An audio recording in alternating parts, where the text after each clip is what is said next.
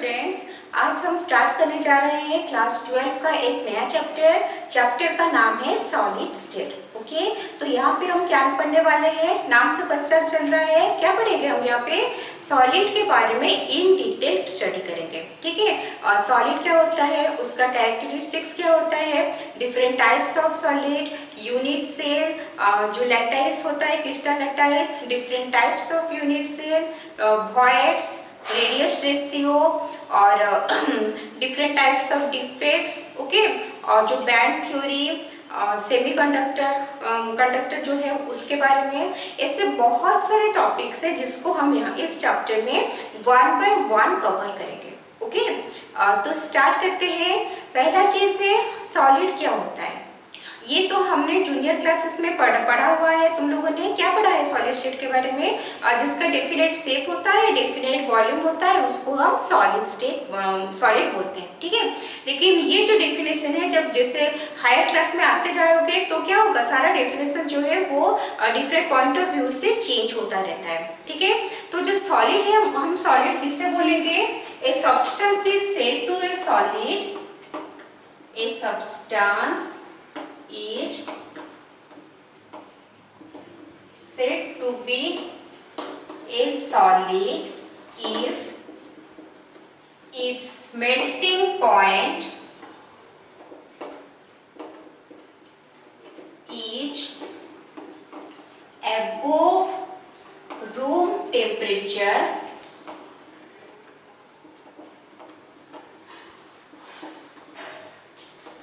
at normal atmospheric pressure। Okay, तो हम एक सब्सटेंस को सॉलिड कब कहेंगे, जब उसका मेल्टिंग पॉइंट जो है वो रूम टेम्परेचर से ज्यादा होना चाहिए under normal atmospheric pressure, that is 1 atmosphere pressure में उसका वो रूम टेम्परेचर में वो मेल्ट नहीं होना चाहिए। रूम टेम्परेचर के ऊपर जाएंगे तो वो मेल्ट हो सकता है। मतलब इन जनरल वो हमारा रूम टेम्परेचर में एक टाइटली कॉम्पैक्ट फॉर्म में वो रहता है, जिसको हम बोल रहे हैं सॉलिड स्टेट। ठीक है, तो सॉलिड लिक्विड गैस को हम डिस्टिंग्विश कैसे करते हैं, देखो जैसे जूनियर क्लासेस में पढ़ते आ रहे हो, सॉलिड में क्या होता है, definite shape and definite volume, liquid में जो है no definite shape but definite volume, और गैस में no definite shape no definite volume. ठीक है, ये तो सारा जूनियर क्लासेस का पढ़ाई हुए, लेकिन अभी वहाँ पे हम थोड़ा कॉन्सेप्ट चेंज करेंगे। ठीक है, यहाँ पे हम दो चीज को ऊपर बेस करके सब्सटेंस का हमारा जो टाइप है, स्टेट है, सॉलिड लिक्विड गैस, उसको हम क्लासिफाई करेंगे। ठीक है, पहला चीज है हमारा थर्मल एनर्जी, सेकेंड चीज है force of attraction between the particles. Particles मतलब एटम भी हो सकता है या फिर मॉलिक्यूल भी हो सकता है। ठीक है, अच्छा, तो ये थर्मल एनर्जी क्या है, thermal energy is the energy which is responsible for the temperature. ठीक है, थर्मल एनर्जी क्या होता है, वो टेम्परेचर के लिए रेस्पॉन्सिबल होता है। ओके, यहाँ पे समझने के लिए हम उसे ये समझ सकते हैं कि जो थर्मल एनर्जी है वो हमारा काइनेटिक एनर्जी से लिंक्ड है। ठीक है, काइनेटिक एनर्जी के वजह, थर्मल एनर्जी के वजह से हमारा जो पार्टिकल्स है उनका काइनेटिक एनर्जी बढ़ता है। ओके, तो काइनेटिक एनर्जी को हम रिलेट करेंगे with force of attraction between the particles, मतलब एटम के बीच में फोर्स ऑफ अट्रैक्शन हो सकता है या फिर मॉलिक्यूल के बीच में भी हो सकता है। ठीक है, देखो अगर हमारा थर्मल एनर्जी जो है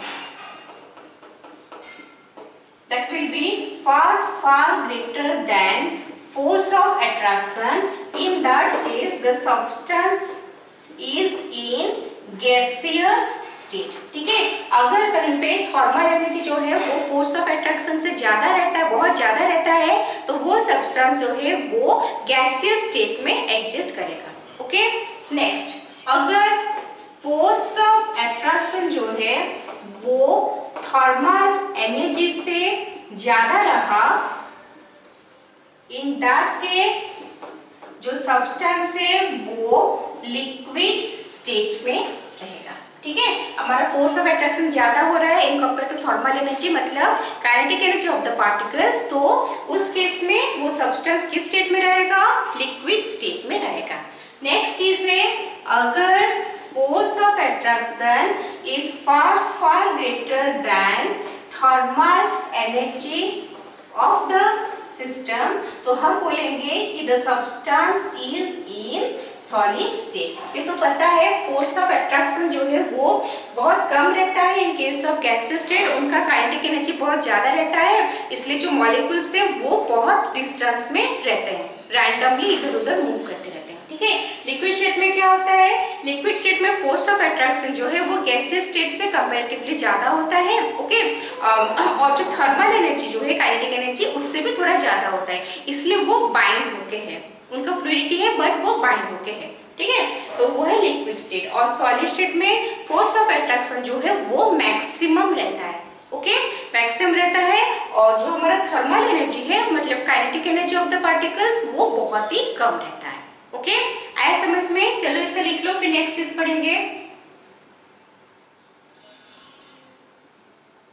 हो गया, मिटाते हैं।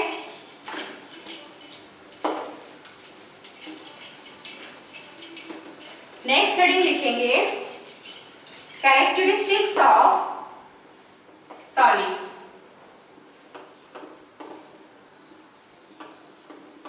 कैरेक्टरिस्टिक्स ऑफ सॉलिड्स लगा लिया heading.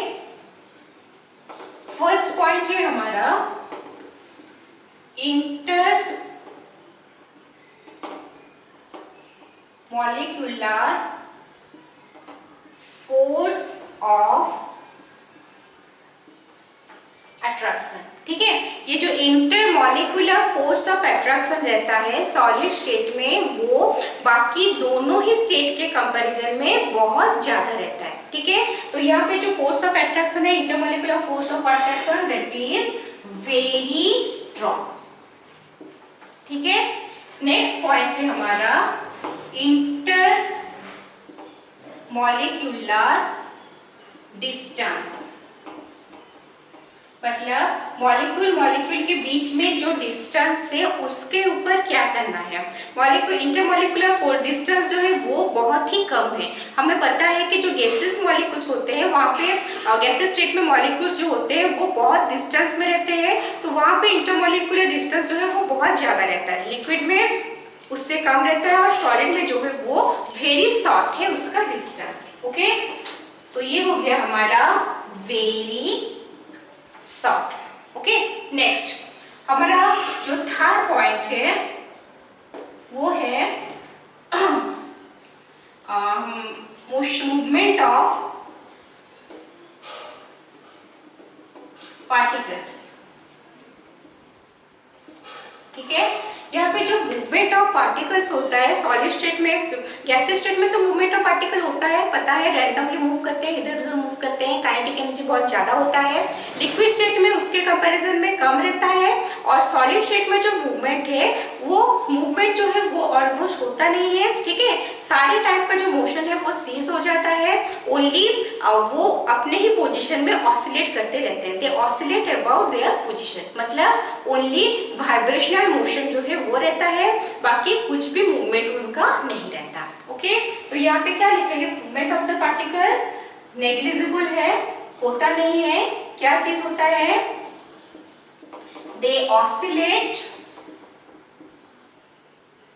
About their position. Okay, they oscillate about their position. जो नेक्स्ट पॉइंट है हमारा वो है कॉम्प्रेसिबिलिटी।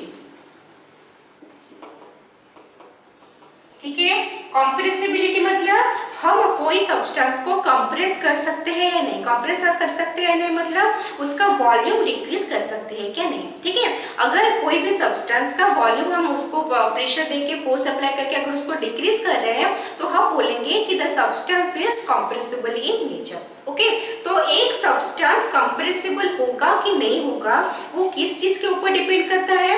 पहला चीज डिपेंड करता है कि उनके बीच में कितना डिस्टेंस है, उनके बीच में कुछ स्पेस है या नहीं है। ठीक है, तो अगर उनके बीच में कुछ स्पेस है तो हम फोर्स अप्लाई करके, प्रेशर देके या कुछ भी करके उनका डिस्टेंस को कम कर सकते हैं, जिससे वॉल्यूम जो है वो कम होगा। लेकिन सॉलिड शेप में क्या है? Particles are closely packed.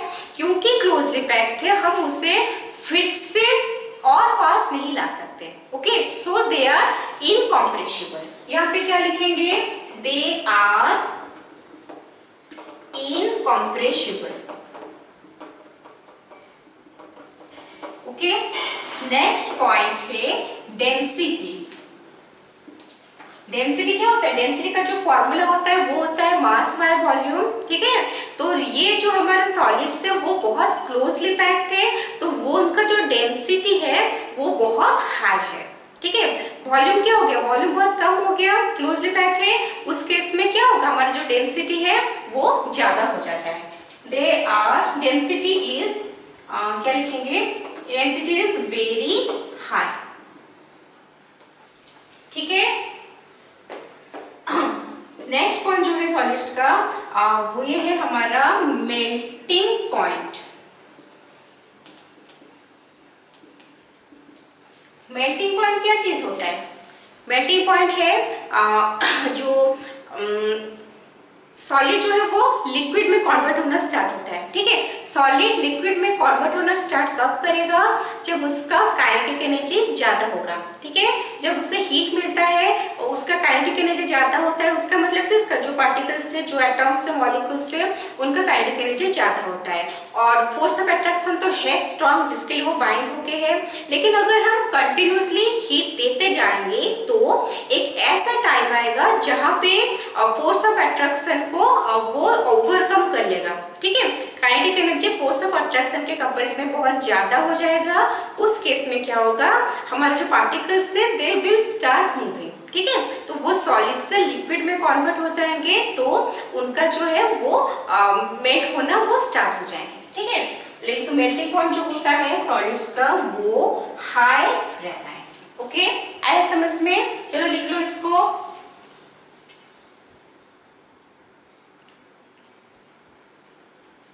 हो गया, मिटाते हैं।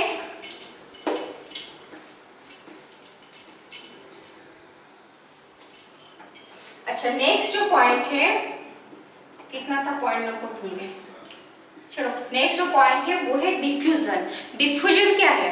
डिफ्यूजन होता है इंटरमिक्सिंग ऑफ द पार्टिकल्स। हमें पता है जो गैसेस के केस में डिफ्यूजन सबसे ज्यादा होता है, क्योंकि उनका जो पार्टिकल्स होता है वो बहुत अच्छे से मूव करते हैं इधर उधर, और उनके बीच में जो स्पेस बहुत है, इंटरमोलिकुलर स्पेस जो है वो ज्यादा है, इसलिए एक के स्पेस के अंदर दूसरे का मॉलिक्यूल्स आ सकता है, जिससे डिफ्यूजन अच्छा होता है। ठीक है, लेकिन लिक्विड के केस में रेट ऑफ डिफ्यूजन जो है वो गैस के कंपैरिजन में थोड़ा स्लो है, लेकिन सॉलिड जो है वो क्लोजली पैक्ड है। ठीक है, क्योंकि वो क्लोजली पैक्ड है इसलिए क्या होता है?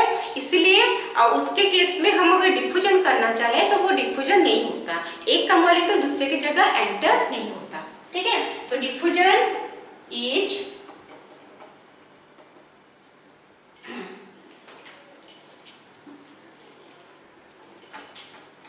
Diffusion not possible. ठीक है, नेक्स्ट है शेप एंड वॉल्यूम।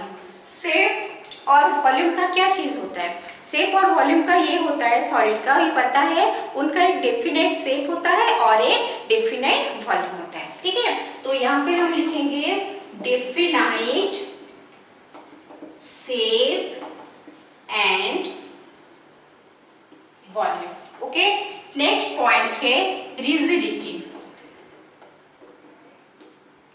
रिजिडिटी क्या होता है? वो रिजिड होते हैं, हार्ड होते हैं नेचर में। ठीक है, सारे solids almost they are hard and rigid. ठीक है, लिखो इसको।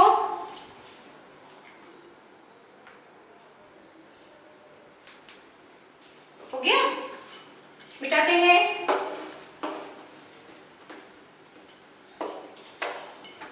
नेक्स्ट हेडिंग लिखेंगे टाइप्स ऑफ सॉलिड्स। ठीक है, टाइप ऑफ सॉलिड में जो सॉलिड को हमने क्लासीफाई किया है वो मेनली जो क्लासिफिकेशन होता है वो 2 टाइप्स का होता है। एक होता है हमारा क्रिस्टलाइन सॉलिड, दूसरा होता है अमरफॉस सॉलिड। ठीक है, तो first one is crystalline solid, second है अमरफॉस सॉलिड। तो यहाँ पे हम जो क्रिस्टलाइन सॉलिड और अमरफॉस सॉलिड को पढ़ेंगे उसको वैसे उसका डिस्टिंग्विश करके उसको पढ़ेंगे ताकि हमें हर प्रॉपर्टी समझने में आसानी हो और हमें वो अच्छे से याद भी रह जाए। ठीक है, तो पहला है हमारा क्रिस्टलाइन सॉलिड। क्रिस्टलाइन सॉलिड हम किसे कहते हैं? क्रिस्टलाइन सॉलिड हम उस सॉलिड को कहेंगे जहाँ पे उनके जो पार्टिकल्स है, उनके एटम हो सकता है, मॉलिक्यूल हो सकता है या आयंस हो सकता है, उनका एक रेगुलर अरेंजमेंट रहता है। ठीक है, रेगुलर अरेंजमेंट रहता है और लॉन्ग रेंज तक रहता है, मतलब थ्रू आउट जो है वो सब्सटेंस में उनका अरेंजमेंट रेगुलर पैटर्न में रहता है। ओके, तो यहाँ पे लिखेंगे these are the solids in which particles के ब्रैकेट में लिख लेंगे एटम्स, मॉलिक्यूल्स और आयन। ठीक है, these are the solids in which particles are arranged in a definite pattern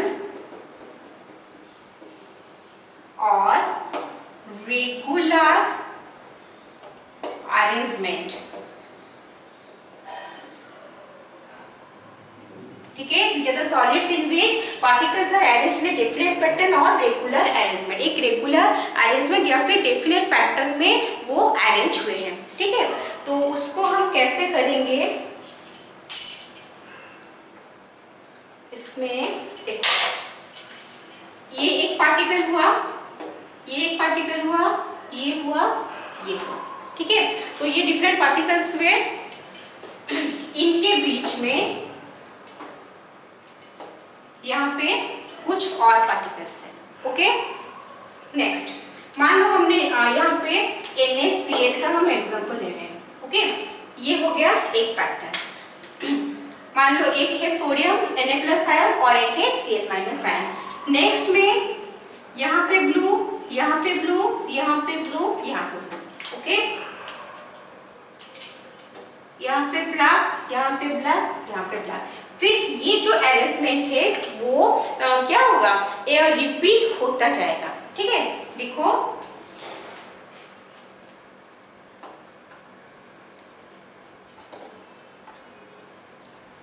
ऐसे हो गया हमारा Na+ मान लो और ये सब है हमारा Cl-। ओके, ये हम 2 डायमेंशन में बता रहे हैं, 3 डायमेंशन में अलग होगा।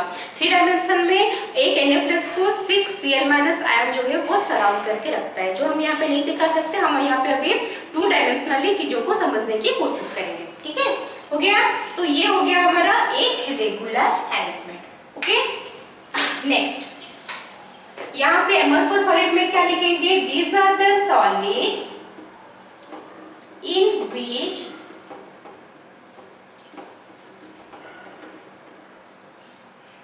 particles are not arranged in a definite pattern। यहाँ पे क्या होता है? यहाँ पे जो हमारा पार्टिकल्स होते हैं वो क्या होते हैं? उनका एक डेफिनेट पैटर्न में उनका अरेंजमेंट नहीं होता, जस्ट हैपोजिटली रैंडमनेसली दे आर अरेंज्ड। ठीक है, जैसे यहाँ एक हो गया, यहाँ यहाँ यहाँ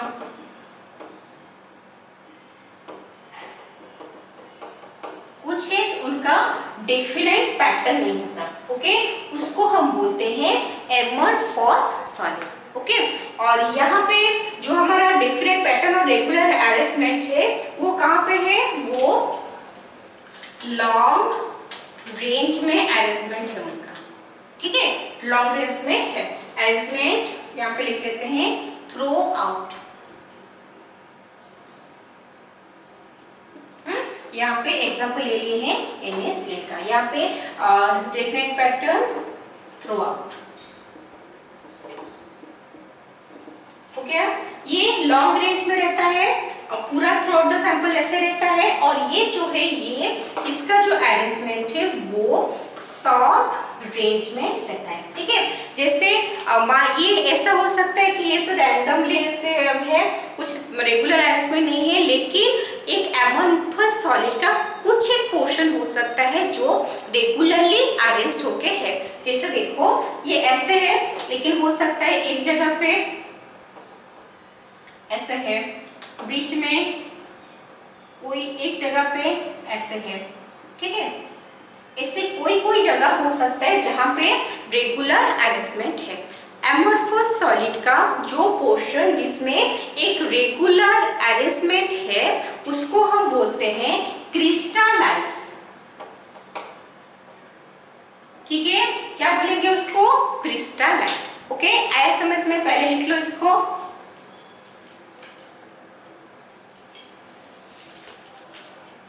हो गया। नेक्स्ट मिटाते हैं,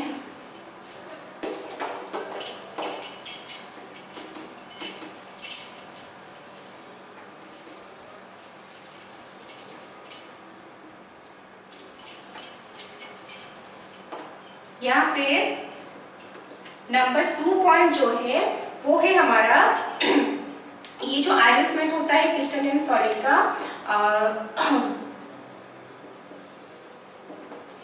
डेफिनेट ने एक डिसिप्लिन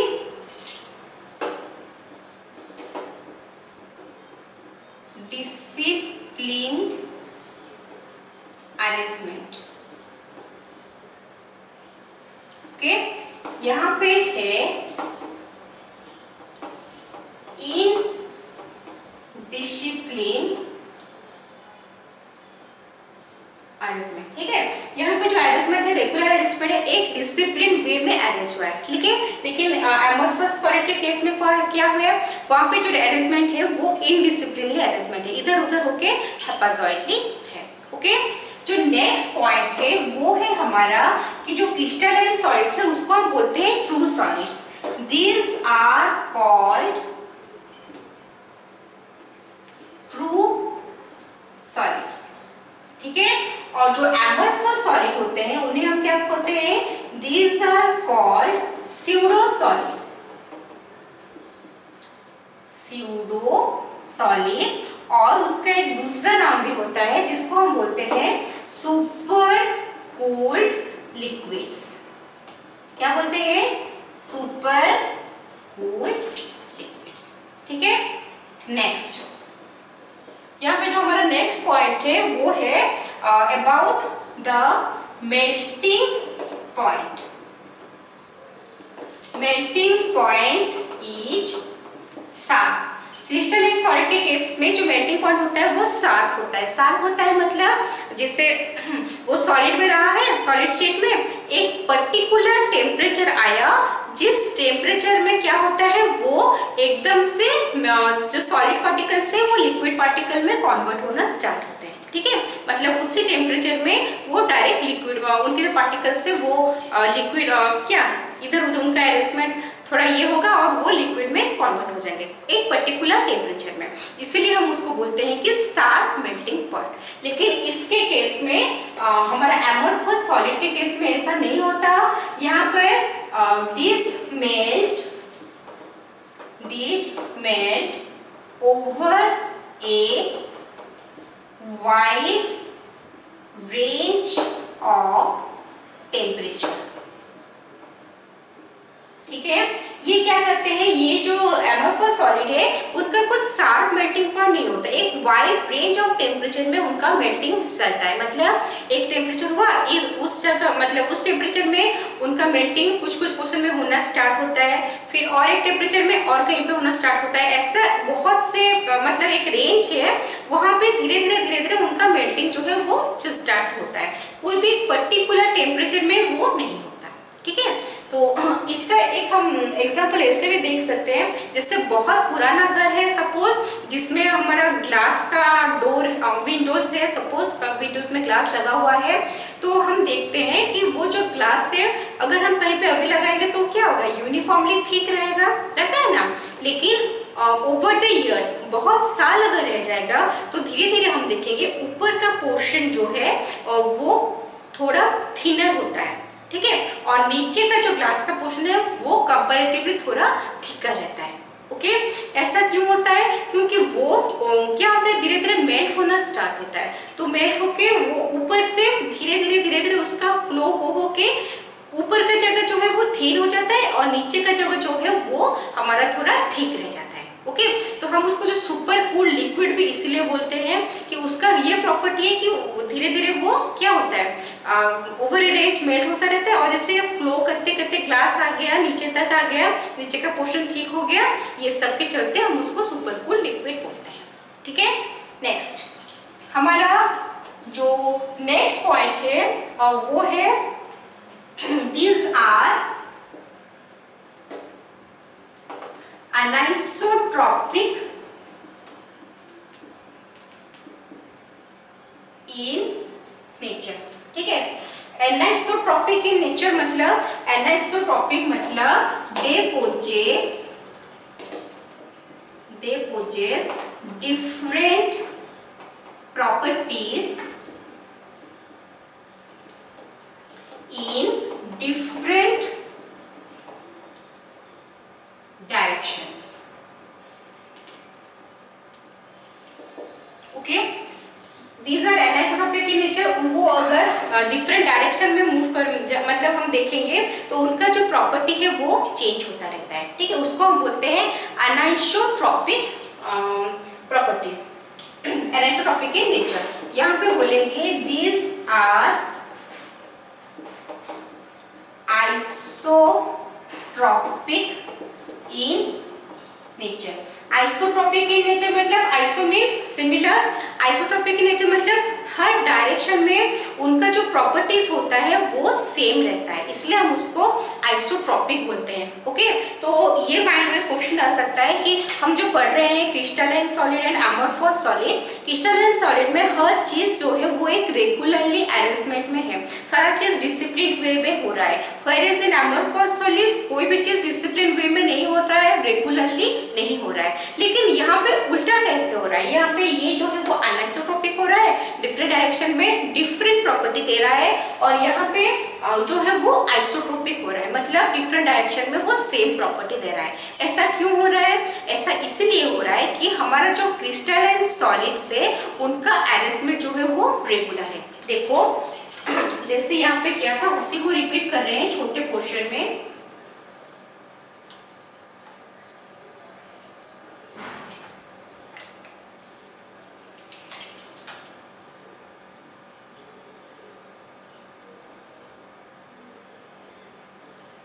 ठीक है, अभी देखो सपोज हम यहाँ से स्टार्ट करेंगे, कहाँ से, यहाँ से स्टार्ट करते हैं, यहाँ से हमें इस डायरेक्शन में मूव करना है। ओके, जब हम इस डायरेक्शन में मूव करें, यहाँ पे एक रेगुलर अरेंजमेंट है, एक जैसे हम NaCl को मान के चले तो एक Na प्लस से फिर एक Cl माइनस फिर एक Na प्लस फिर एक Cl माइनस ऐसा होके हो रहा है, तो यहाँ पे एक डेफिनाइट अरेंजमेंट है।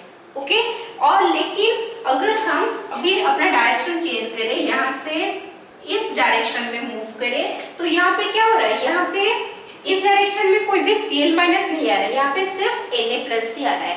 तो जब हॉरिजॉन्टली मूव कर रहे थे तभी जो अरेंजमेंट था वो अरेंजमेंट किसके ऊपर था, वो Na प्लस Cl माइनस ऐसे चेंज होके हो रहा था, ऐसे एक रेगुलर अरेंजमेंट था। लेकिन जब हमने ऐसे मूव करना स्टार्ट किया एक एंगल करके, तो अभी अरेंजमेंट जो है वो डिफर कर रहा है, ठीक है, क्योंकि पार्टिकल का अरेंजमेंट डिफर कर रहा है।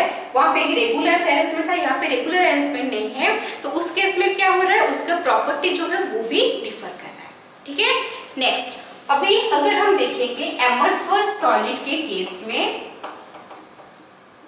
यहाँ पे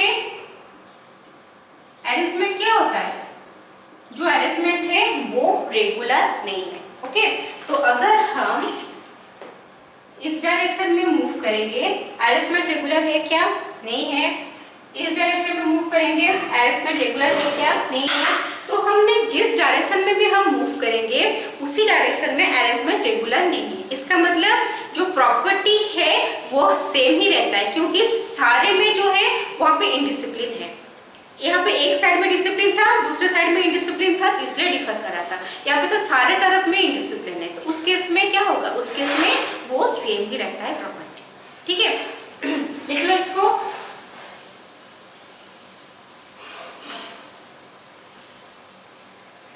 हो गया,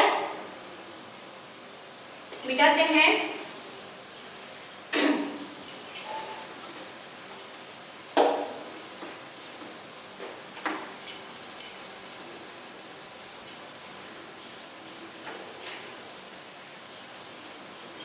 नेक्स्ट, अब आज जो यहाँ पे नेक्स्ट पॉइंट है वो है हमारा if we caught with a knife, अगर हम उसको एक नाइफ से कट करेंगे तो क्या हुआ, इट गिव्स ए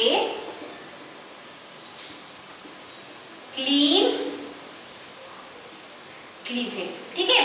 क्योंकि यहाँ पे जो अरेंजमेंट है वो एक रेगुलर अरेंजमेंट है, डेफिनेट अरेंजमेंट है। अगर हम उसको नाइफ लेंगे या कोई शार्प ऑब्जेक्ट लेके उसको कट करने की कोशिश करेंगे तो वहां पे हमें क्या होगा, एक क्लीन क्लीवेज मिलेगा, प्रॉपर्ली वो कट हो जाएगा। लेकिन ठीक है, लेकिन यहाँ पे क्या है, if we cut with a knife irregular cleavage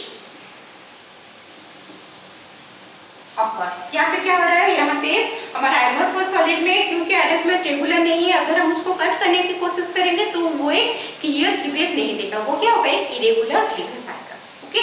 तो नेक्स्ट पॉइंट है हमारा बीट 7, लिख लो, ये है they have a definite value of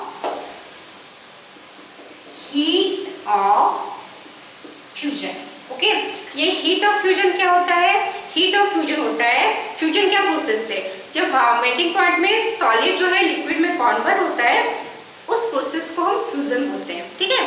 तो फ्यूजन में जितना हीट चाहिए, ओके, मतलब सॉलिड को लिक्विड में कन्वर्ट होने के लिए उस वो पॉइंट जो है उसे क्रॉस करने के लिए, वो स्टेज क्रॉस करने के लिए जितना हीट चाहिए उससे हम बोलते हैं हीट ऑफ फ्यूजन, ठीक है। तो यहाँ पे जो हीट ऑफ फ्यूजन है उसका एक डेफिनेट वैल्यू है, इनका जो भी है एग्जांपल्स वो सब में एक डेफिनेट हीट ऑफ क्या फ्यूजन का वैल्यू रहता है, क्योंकि अरेंजमेंट रेगुलर है। लेकिन यहाँ पे क्या होता है, they do not have a definite value of heat of fusion। क्यों, उसका एक मेल्टिंग पॉइंट जो है शार्प मेल्टिंग पॉइंट होता है, ठीक उस जगह पे चेंज होता है, ठीक है। यहाँ पे क्या होता है, मेल्टिंग जो है ओवर ए वाइड रेंज उनका मेल्टिंग होता है, और मेल्ट होने के लिए कितना हीट चाहिए उसका भी कुछ फिक्स्ड अमाउंट नहीं होता, ठीक है। वो भी जो है वो हमारा चेंज है, ठीक है। इसलिए क्या बोले, डज नॉट हैव ए, मतलब they do not have a definite value of heat of fusion, ठीक है। आया समझ में। तो ये है हमारा क्रिस्टलाइन सॉलिड और एमरफस सॉलिड के बीच में उसका डिस्टिंक्शन है। हम प्रॉपर्टी को अलग अलग भी पढ़ सकते हैं, लेकिन उस अगर हम ऐसे कंपेयर करके पढ़ेंगे तो हमें समझने के लिए भी इजी होगा, और कंपेयर करने से क्या होता है, हमें याद रखने के लिए भी इजी होगा, ओके, फाइनली हम यहाँ पे लिखेंगे इनका एग्जाम्पल्स। ओके, एग्जाम्पल्स क्या लिखेंगे? क्रिस्टल सॉलिड का, जिससे हमने लिया था क्या, NaCl, KNO3, क्वार्ट्ज, ठीक है, एटसेट्रा। ऐसे काफी सारे एग्जाम्पल्स हैं जो क्रिस्टलाइन सॉलिड में आते हैं। नेक्स्ट इसके एग्जाम्पल्स में लिखेंगे ग्लास और प्रोटीन्स, सेल्यूलोज, एटसेट्रा। ओके, ये सब जो है वो हमारे एमोर्फस सॉलिड के एग्जांपल्स में आते हैं और यहाँ पे जो है वो हमारे क्रिस्टलाइन सॉलिड्स के एग्जांपल में होता है। ठीक है, यहाँ और भी बहुत सारे एग्जांपल्स हैं, हमने जस्ट 2-3 ही लिखा है। ओके, तो आगे जैसे पढ़ते जाएंगे हमें और भी नए चीजें इसके बारे में पता होता जाएगा। ठीक है, तो आज के क्लास में हमने क्या पढ़ा? आज के क्लास में हमने पढ़ा what is solid, different characteristics of solid और डिफरेंट टाइप्स ऑफ सॉलिड, जिसमें हमने सिर्फ crystalline solid and amorphous solid के बारे में पढ़ा। ओके, तो हमारा जो क्लासिफिकेशन ऑफ सॉलिड है वो यहाँ पे कंप्लीट नहीं हो रहा है, इससे आगे भी और भी क्लासिफिकेशन ऑफ सॉलिड से, ठीक है, जिससे हम नेक्स्ट क्लास पढ़ेंगे।